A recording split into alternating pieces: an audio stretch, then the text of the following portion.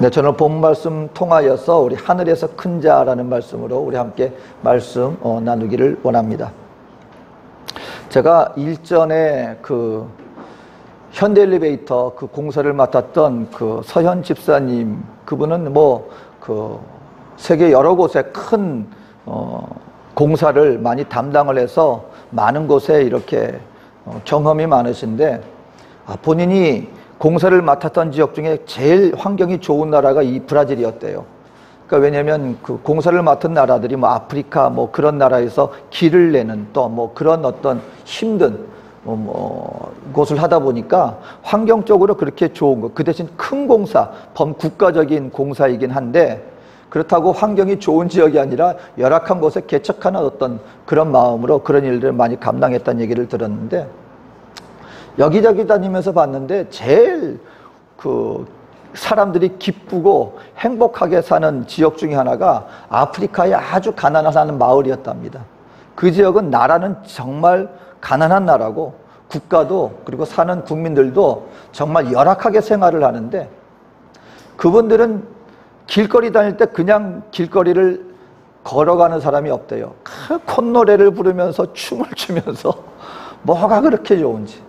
그리고 서로 만나면은요, 그냥 한번 안녕 하고 끝나는 게 아니라 서로 만나서 얼마나 오랫동안 서로 안부를 묻고 기뻐하면서 흥얼거리면서 길을 다니는지 모른다고 하는 얘기를 들었습니다. 그러니까 그걸 보면 우리 생활에 나갈 때 우리 한 사람 한 사람이 누리는 그 행복감, 행복도가 꼭 환경에 따라 좌우되는 것만은 아닌 것 같다는 얘기를 들었는데, 저도 그 말에 굉장히 공감을 합니다. 어떤 분들은 우리가 외적으로 보면 모든 것을 다 갖췄다고 생각했는데 그 마음속에 기쁨이 없어요. 항상 뭐가 불만이 있고 또 부정이 있는데, 어떤 분들은 외적으로 보면 그렇게 많이 그렇게 좋을 일이 많을 것 같지 않은데 어떤 분들에게는 항상 웃음이 넘쳐나고, 그러니까 결국 우리의 마음가짐, 삶 속에 우리의 마음가짐이 어떤가에 따라서 우리 한 사람 한 사람이 느끼는 행복도가 달라질 수 있다는 것을 우리가 알 수 있는 것 같습니다. 우리 신앙생활에 나갈 때요, 우리 하나님 앞에서 구원받고 은혜받고 이제 영원한 나라를 바라보면서 나가는 우리의 신앙생활이 보면은 똑같은 환경, 똑같은 교회 다니면서도 각 사람마다 정말 즐거운 신앙생활을 해가 나가고 있는 분들이 있는 반면, 어떤 분들은 똑같은 모습이고 어찌 보면 더 많은 것을 누리는 것 같은데도 불구하고 뭐가 그렇게 불만이 많아요. 어디에서 비롯되는 것일까? 저는 오늘 우리 성경 가운데 우리 이 침례 요한, 이 세례 요한의 이 신앙의 모습, 세례 요한이 평소에 품고 있는 이 신앙의 모습을 우리 믿는 성도들, 저와 여러분들이 닮을 수만 있다면 저와 여러분들 얼마든지 어떤 상황 가운데서도 행복하고 기쁜 신앙생활을 해나갈 수 있지 않을까 싶어서 몇 가지 말씀을 함께 나누기를 원합니다. 이제 보면은요, 오늘 침례 요한은 다른 사람에게 인정받은 사람이 아니에요. 예수님께 인정받은 사람입니다. 여러분, 사람의 판단은요 다 달라요.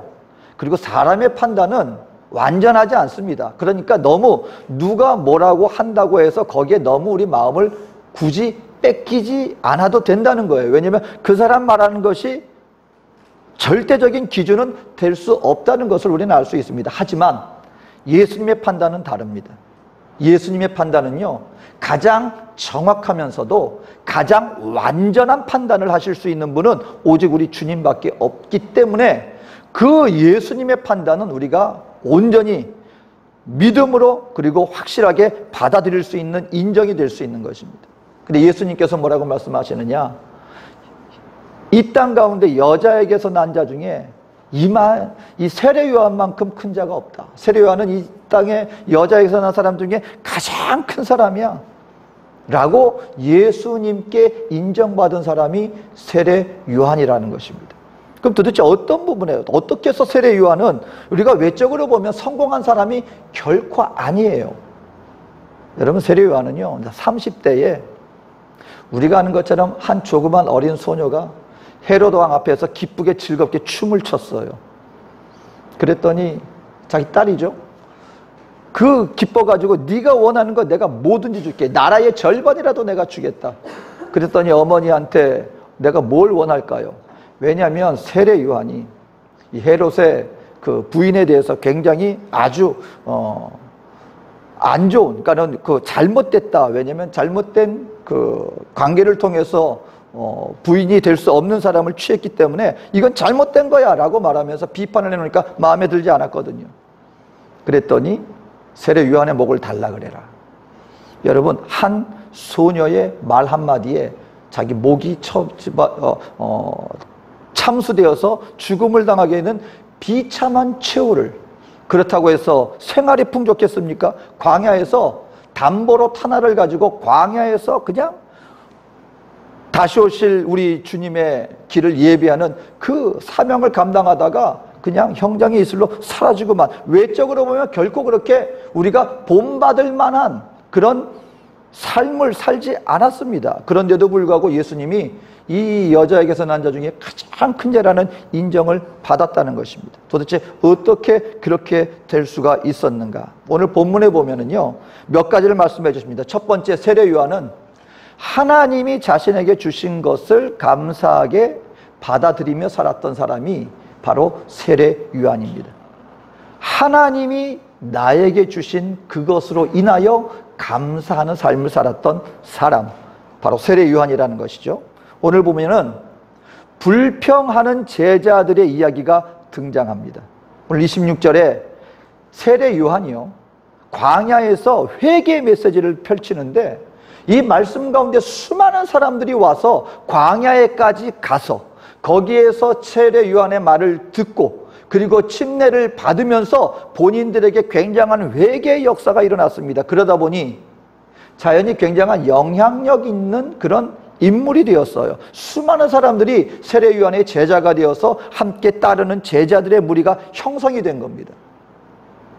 근데 문제가 생겼어요. 뭐냐면 예수님이 등장한 거예요.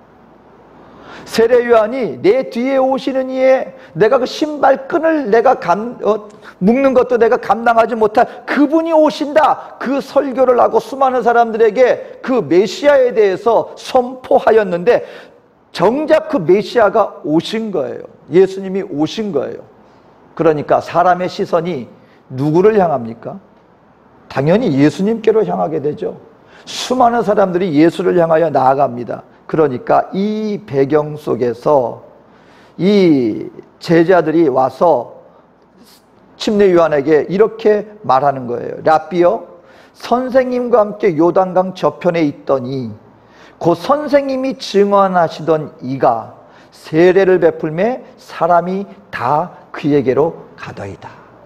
여기서 한 가지 좀 재미있는 사실이 뭐냐면 예수님의 이름을 이 제자들이 몰랐을까요? 알았어요. 아니, 요한님,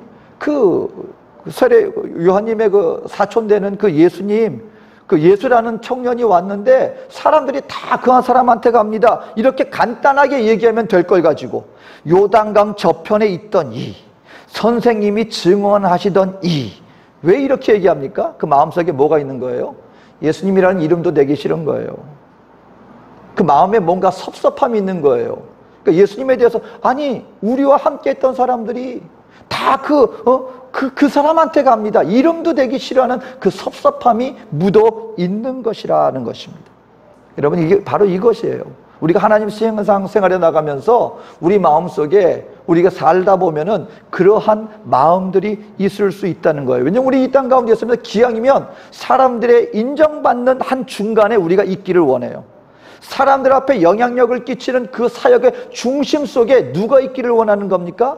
내가 그 사람, 그 주인공의 자리에 내가 있기를 원하는 거예요. 근데 어느 순간인가 한때는 정말 사람들 앞에서 어떤 교회 이름도 날리고 우리 단체가 뭐를 하는데 사람들이 인정해주고 박수를 쳐주는 그 중심 속에 내가 있었는데 새로운 어떤 무리들이 등장하더니 온 사람들의 시선이 그들을 향해 나아가요. 그러다 보면 우리 마음속에 어떤 마음이 듭니까? 아니, 왜? 그리고 우리 지도자를 향해서, 아니, 목사님, 아니면 사람들의 시선이 이제 우리한테 향하지 않고 그 사람에게 향합니다. 어떻게 된 겁니까? 어떻게 할까요? 거기에 대해서 뭐가 생기기 시작해요? 섭섭함이 생기기 시작하고 때로는 질투가 생기기 시작할 수 있는, 그렇게 되면 어떻게 됩니까? 신앙생활이 계속해서 즐거울 수 있을까요? 이전에 야 잘하고 있구나, 이렇게 하고 있으니 이거를 통해 수많은 역사가 나타나겠구나, 이로 말미암아 수많은 사람들이 우리의 일들로 말미암아 우리를 바라보고 있겠구나. 그때는 너무너무 즐거웠는데 아무도 바라봐 주지 않아요. 이제는 지나간 세대처럼 느껴지기 시작해요. 그러다 보면 우리 마음속에 즐거움은 사라지고 뭐가 생깁니까? 섭섭함이 생기는 거예요. 여러분, 우리가 성경을 통해서 누누이 발견하지만 사울 왕이 굉장히 괜찮은 왕이었습니다. 그리고 사울 왕이 하루아침에 버림을 받게 된 그 원인이 어떻게 되었는가? 어느 날 백성들이 다윗이 나가서, 여러분, 국가의 전쟁터에 나가서 우리나라를 적군으로부터 구해준 장군이에요.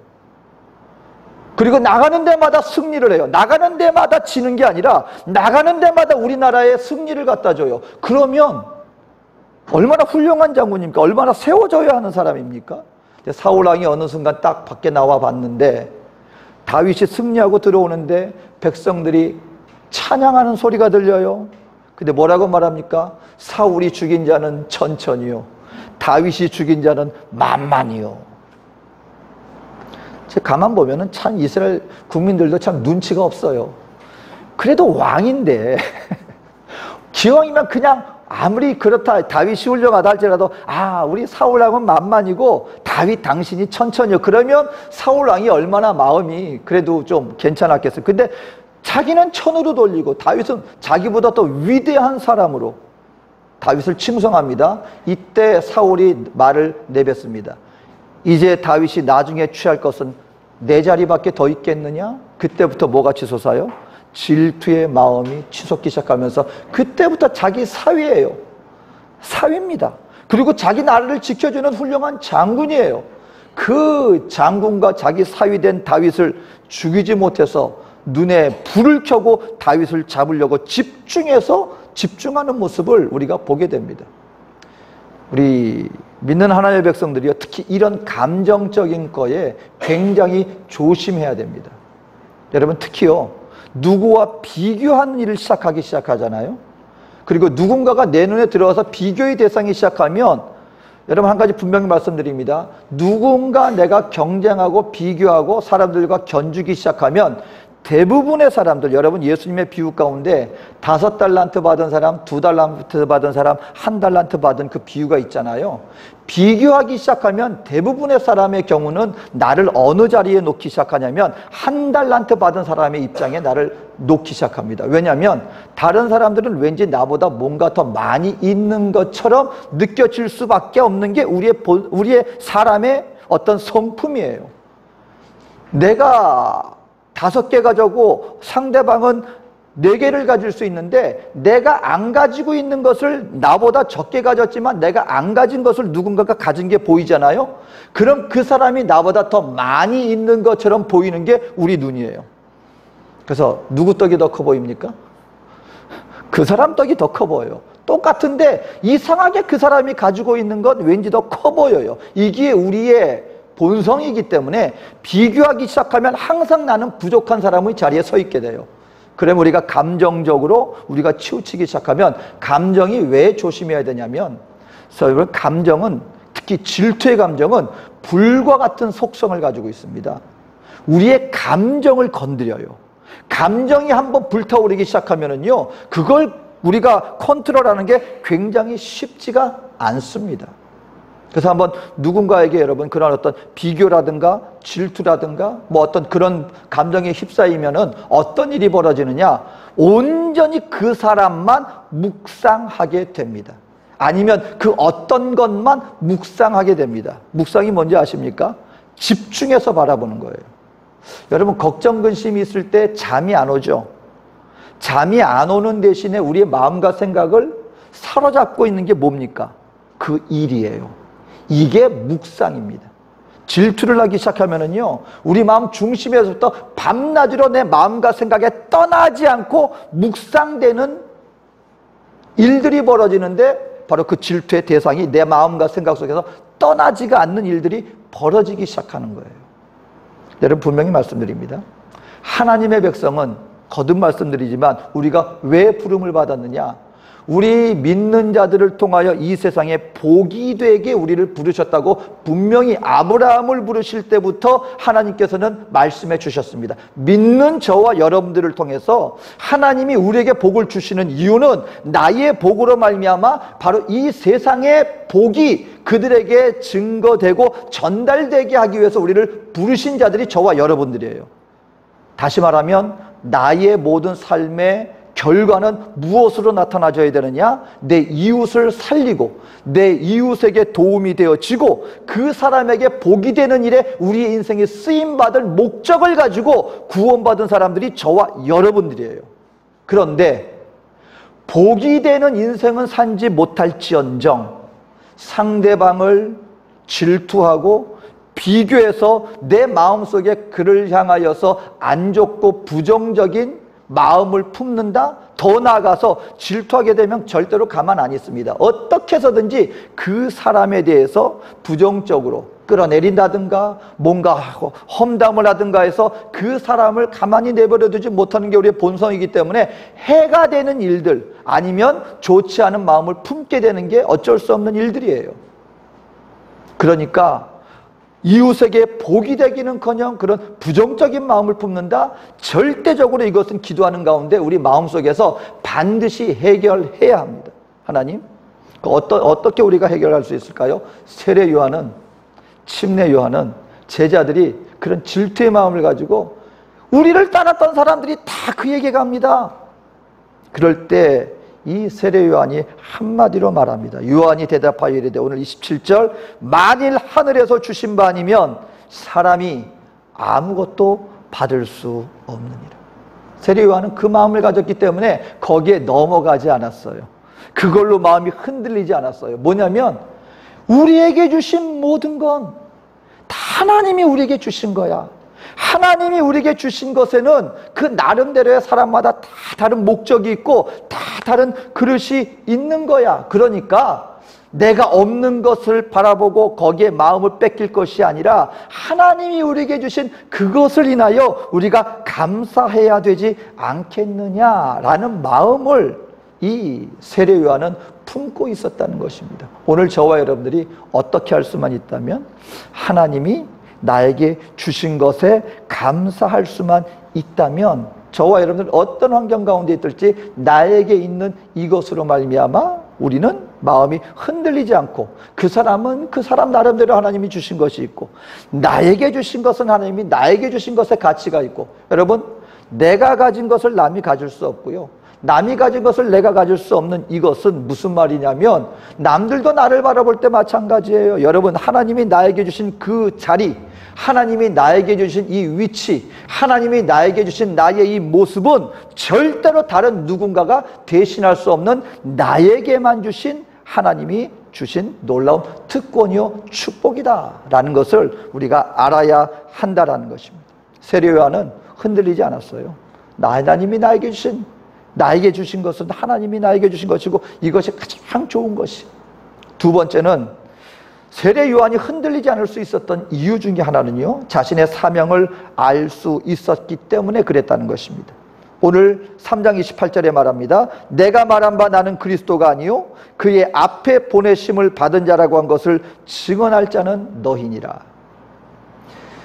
사람들이 예수님이 오셨습니다. 그리스도가 오셨어요. 메시아가 오셨어요. 그리고 그 예수님에 대해서 증언한 자가 바로 본인이에요. 근데 제자들은 그걸 깨닫지 못하고 오직 외적으로 왜 우리의 모든 관심의 중심이 그분에게 향합니까? 그랬더니 세례 요한이 말하는 거예요. 너희들 알아야 돼. 나는 그리스도가 아니야.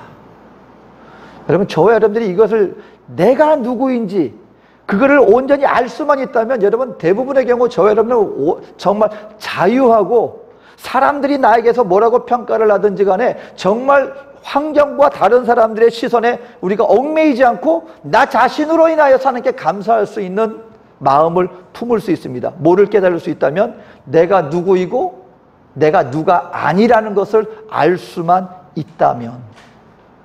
어린아이들은 이걸 잘 몰라요. 그래서 옛날에 슈퍼맨 영화가 한참 유행했을 때 시골 마을에서 진짜 빨간 마우라를 메고 산 위에 올라갈 아이들이 종종 있었다고 합니다. 걔들은 뭘 모르고 있는 거예요? 자기는 슈퍼맨이 아니라는 걸 모르는 거예요. 슈퍼맨이 보니까 하늘을 날아가거든요. 나도 할 수 있을 것 같아요. 빨간 마우라를 메고 산에 올라가는 거예요. 나무 위에 올라가는 거예요. 그리고 슈퍼맨 하고 뜁니다. 그 다리 몽둥이 한번 분질러지면 그때는 깨닫는 거예요. 뭘 깨닫습니까? 아, 나는 날 수가 없구나. 나는 슈퍼맨이 아니구나. 여러분, 오늘 저와 여러분들도요, 살아나가면서 하나님 앞에서 나에게 주신 사명이라는 게 있습니다. 그 사명은 다 똑같지 않아요. 성경 가운데 베드로는 한 번 설교했더니 하루에 3,000명이 회개하고 돌아와요. 하루는 설교했더니 5,000명이 들어와요. 초대교회 성도가 예루살렘 그 초대교회 성도가 성경학자들이 추정하기를 한 10만 명 정도 됐다고 추정합니다. 어마어마한 성도들, 초대교회 성도들이. 근데 그 가운데 사도 베드로의 아주 그냥 그 영향력도 무시할 수가 없었겠죠. 설교하는데 야, 말이 3,000명, 5,000명이 회개하고 돌아오는 거죠. 모두가 다 야, 나도 베드로처럼. 근데 여러분, 안드레도 있어요. 안드레는요, 성경 가운데 보면 항상 한 명 아니면 두 명 조용히 예수님께 데려옵니다. 베드로를 예수님께 인도했던 사람이 누구예요? 베드로의 형제 안드레예요. 항상 보면 성경에 조용히 한 명, 두 명을 예수님께로 인도해와요. 이런 사람도 있는 거예요. 또 초대교회 여러분, 야고보 사도는요, 교회가 형성되기도 전에 복음을 증거하는 이 초대교회 어떤 복음 증거의 사역을 하기도 전에 제일 먼저 헤롯으로 말미암아 순교하는 첫 번째 순교자가 되고 말았어요. 무슨 말이냐면 예수를 믿고 이제 하나님의 복음을 온 세상 가운데 증거하는 그 역사 속에 쓰임받기도 전에, 날개를 펴기도 전에 제일 먼저 순교당하는 자가 되고 말았어요. 반면에 사도 요한은 여러분 거의 100세입니다. 이 예수님의 12제자 가운데 가장 오랫동안, 성경에 물론 이게 교회 사에 흘러나오는 하나의 야사처럼 들려지는 얘기지만 고통이 없었던 게 아니에요. 순교의 자리에 없었던 게 아닙니다. 이 사도 요한을, 요한을 죽이려고 그 로마 군인들이 별짓을 다 했대요. 근데 안 죽더라는 것입니다.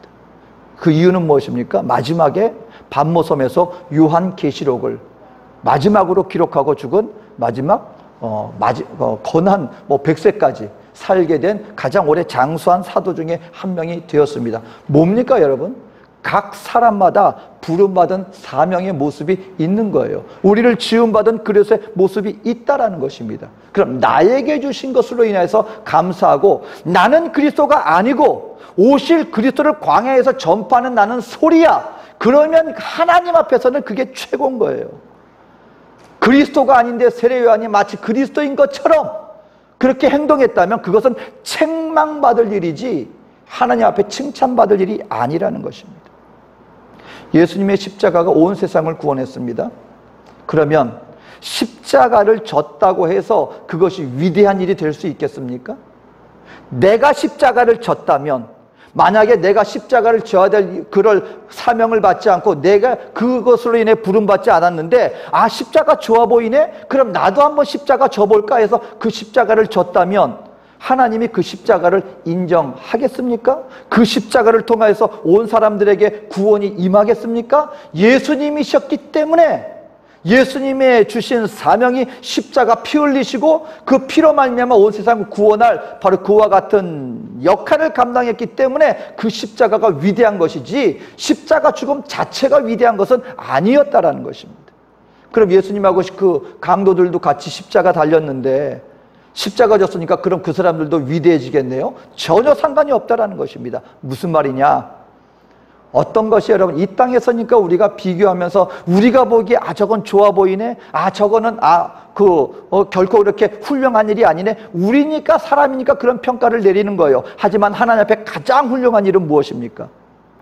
야고보 사도는 야고보 사도에게 주신 사명을 감당할 때 그것이 최고인 거예요. 안드레 사도는 안드레 사도로서의 역할이 있는데 그걸 감당했을 때 그게 최고인 것입니다. 오늘 저와 여러분들도 마찬가지예요. 나에게 부름받은 있는 자리에서 나에게 주신 믿음의 모습을 통하여 내가 하나님이 맡겨주신 그 사역을 감당하며 나갈 때 그것이 최고인 것인데, 세례 요한은 그걸 깨달았던 사람입니다.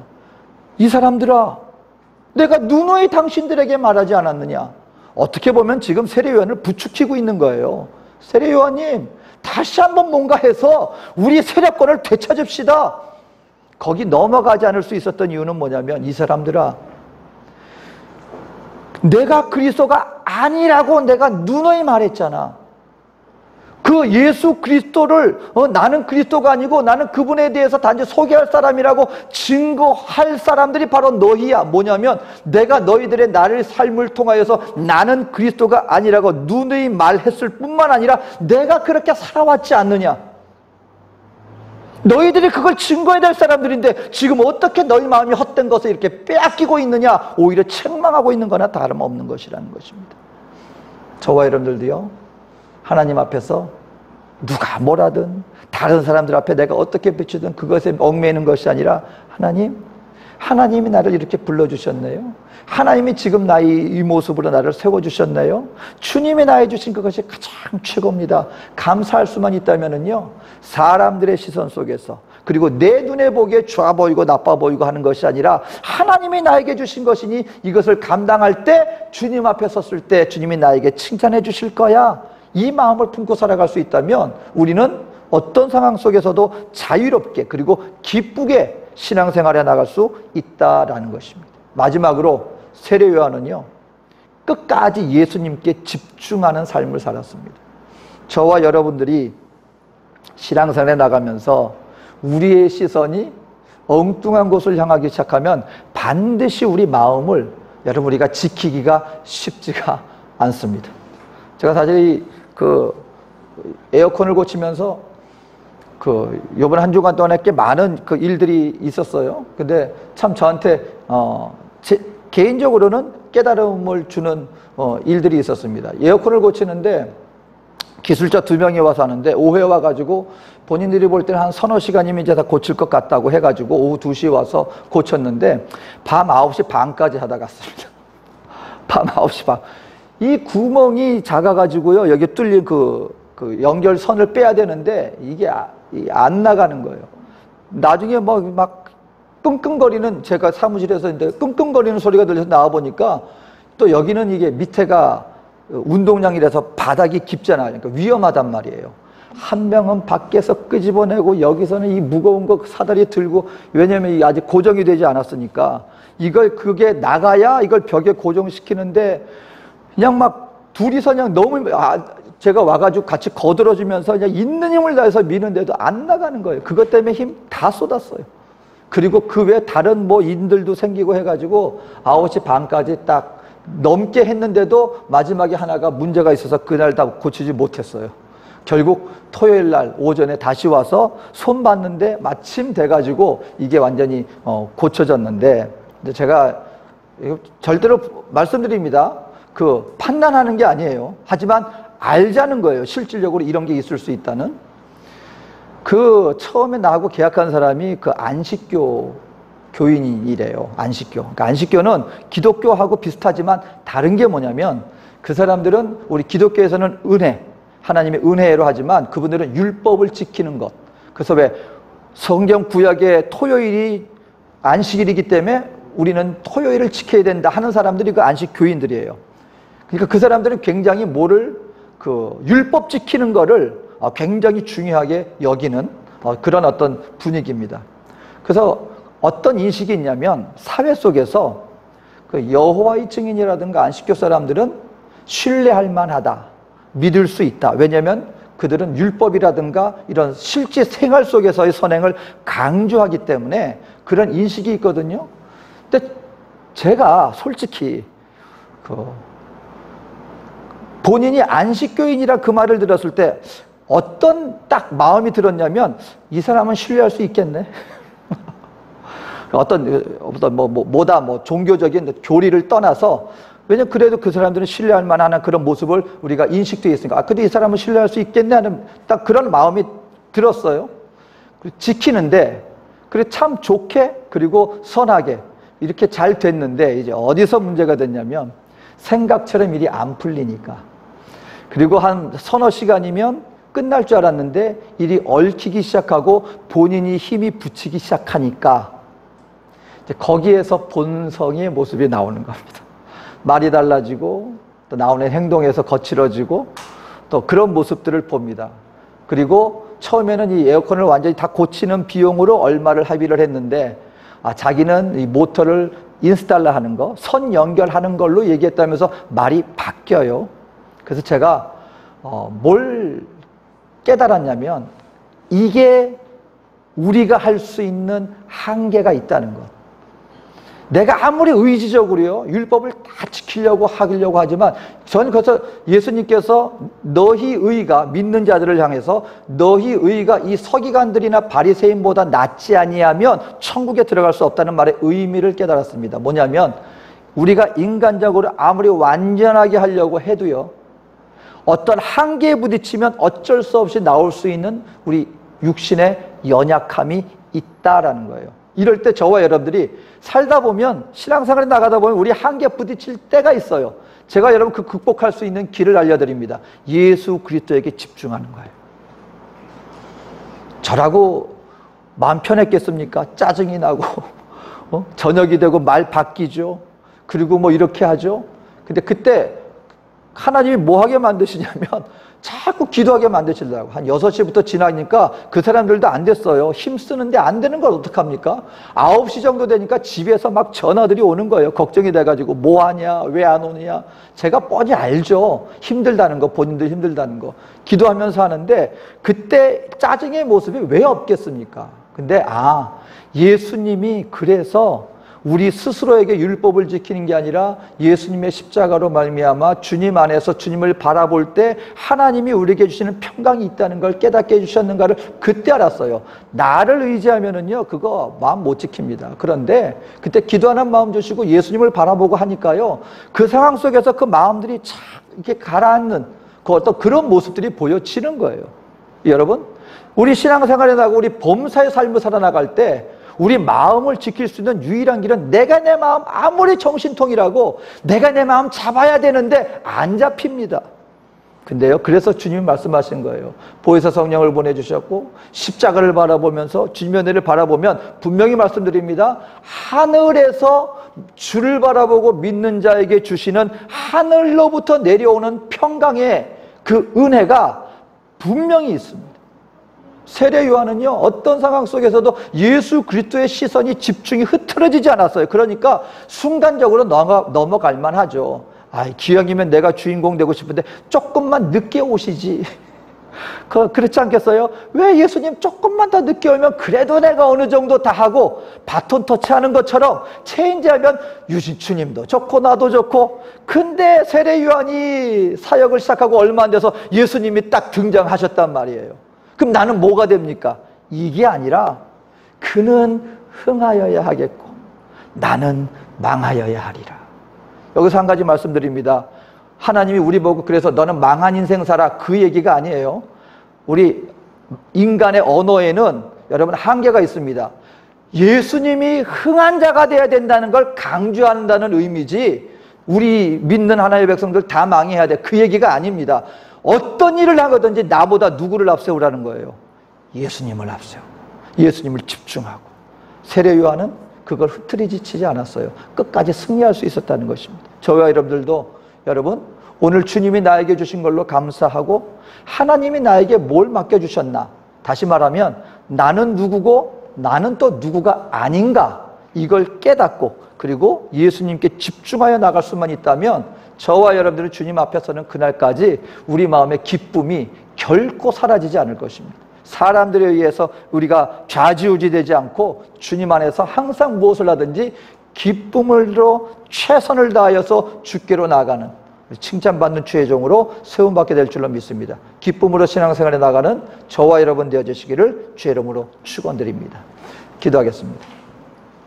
사랑해 좋으신 아버지 하나님, 하나님께서 오늘도 우리 주님 믿는 믿음의 백성들에게 말씀을 통하여 누누이 내가 누구인지, 하나님 앞에서 어떤 존재인지를 말씀하여 주셨고 우리 각자에게 부름받은 그 믿음의 분량이 있습니다. 그것을 감당할 때 하나님은 가장 기뻐하실 것입니다. 주님의 기쁨 되어지는 우리 모두가 되게 하여 주시옵소서. 감사드리며 예수님 이름으로 기도합니다.